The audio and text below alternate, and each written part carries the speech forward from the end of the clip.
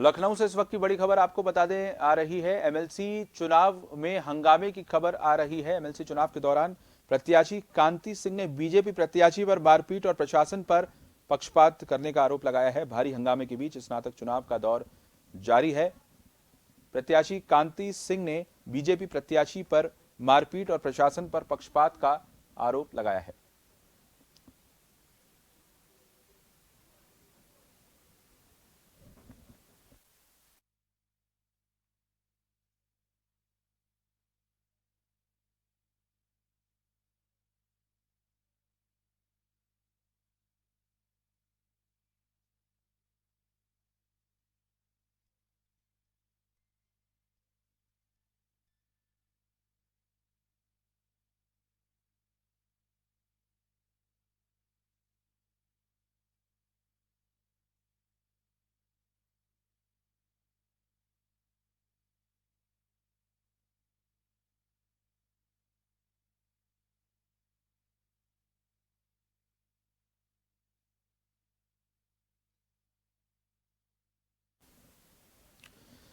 तो प्रशासन पर पक्षपात का आरोप लगाया है। बीजेपी के प्रत्याशी पर भी आरोप लग रहे हैं। हमारे साथ राजन सिंह लखनऊ से जुड़ रहे हैं। राजन, आखिर मामला क्या है? एमएलसी चुनाव के दौरान हंगामे की खबर आ रही है। बीजेपी प्रत्याशी, जो जानकारी हमें मिल रही है, बीजेपी प्रत्याशी पर मारपीट का भी आरोप लगा है। कितनी सच्चाई इस आरोप में है?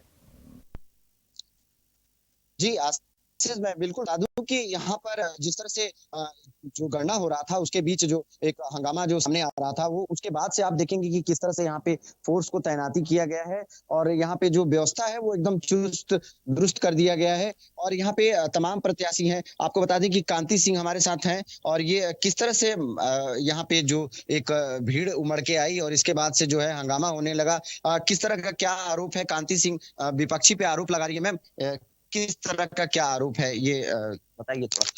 जी बताइए।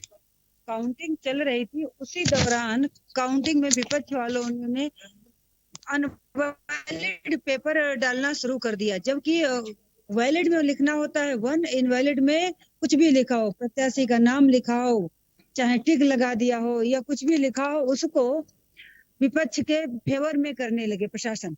और मैं बार बार रिक्वेस्ट कर रही थी कि राउंड नंबर 4 से शुरू हुई ये गणना, ये जब शुरू हुआ, कह लीजिए धांधली शुरू हुई round number 4, round number 5, round number 6। मैं बराबर प्रयास करती रही, हाथ जोड़ती रही कि सर इसको सुधरवा लीजिए, गलत मतगणना ना होने पाए, ताकि पारदर्शिता के साथ चुनाव हो। ये एक संविधान का नियम है। लेकिन डीएम साहब जो एआरओ थे वो उन्होंने बात नहीं मानी। बराबर मैं टेबल पर जाकर भी समझा रही थी, कोई सुन नहीं रहा था।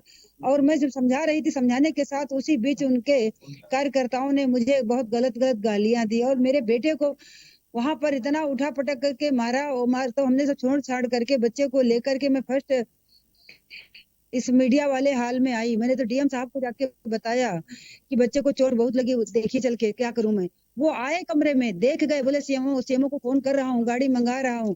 गाड़ी मंगाना तो दूर, सीएमओ को फास्ट ट्रैक कराना तो दूर, ऊपर से जो ये डीसीपी पुलिस आ गई बाद में, तो 3-4 लोग वो बोल रहे तुम्हारे यहाँ रुकने की जगह नहीं है बैठने के लिए, तुरंत बाहर निकलिए। क्या यही लोकतंत्र रह गया है? ऊपर से विपक्ष मारे और सरकार खड़ी होकर तमाशा देखे और बाहर निकाले। शाम को जो रुझान आ रहा था, सुबह आ रहा था, आप 1100 से 700 के करीबन आप आगे चल रही थी, फिर अचानक ऐसे क्या हुआ कि आपका जो है जो गणना है वो नीचे आ गया? सर उसके बाद 1100 के बाद 2000 तक गणना आई, सेकंड थर्ड राउंड तक। थर्ड राउंड के बाद विपक्षियों ने बिल्कुल एक तरफ से अपने पक्ष में गणना शुरू करा ली। और जब हम लोग कोई बात कहें, हमारे एजेंट कोई बात बोले या हम एआरओ के पास जाएं, वहां पर सभी प्रशासन बैठा है, बिल्कुल कोई सब अनसुनी कर दे रहे हैं। जब मैं कहती रही कुछ नहीं होता रहा, वो कुछ नहीं हुआ। ऊपर से मार धाड़ और महिलाओं के साथ हेरेसमेंट, गाली गलौज, मार तमाशा शुरू कर दिया और ऊपर से मेरे बेटे को मार मार के गिरा दिया। तो कोई व्यवस्था नहीं थी। ये आपको बता दें कि इस तरह से कुछ मतलब जो आरोप जो लगाए गए हैं, वो देखने के बाद यहाँ पर जो प्रशासन है वो कहीं न कहीं आप देखेंगे कि किस तरह से व्यवस्था रखा गया है, पुलिस की वहाँ मुस्तैदी बढ़ा दी गई है और साथ ही साथ यहाँ पर जो प्रत्याशी हैं उनको यहाँ पे आने से भी मना कर दिया गया है कि आप दूर ही रहिए और यहाँ पे जिस तरह से जो एक मुस्तैदी किया गया है वो सबके लिए किया गया है कि कोई यहाँ पे ना आए। हंगामे के बाद जिस तरह से यहाँ पे स्थिति जो अब सामने आ रही है वो आप देखेंगे कि बिल्कुल जो है चुस्त दुरुस्त कर दिया गया है। जन टीवी की लेटेस्ट अपडेट पाने के लिए हमारे चैनल को जरूर सब्सक्राइब करें और नोटिफिकेशन पाने के लिए बेल आइकॉन दबाएं।